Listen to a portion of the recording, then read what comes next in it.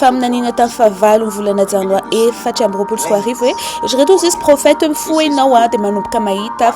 fiaramanidina midona mahita loko manga mena ary fotsy ary zay ny vaovao-nitranga tamin'ny fahatelo amby roapolo ny volana marsa enina amby roapolo sy arivo fa nisy fiaramanidina nandona fiarana pompier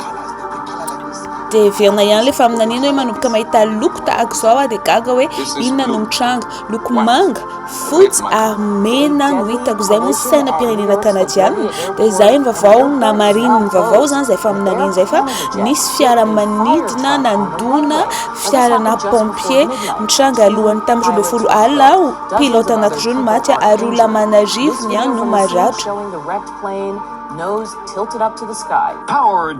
napareziny fanamasiny Hubert Angel milaza vaovao mialohan'ny gazety Rapid.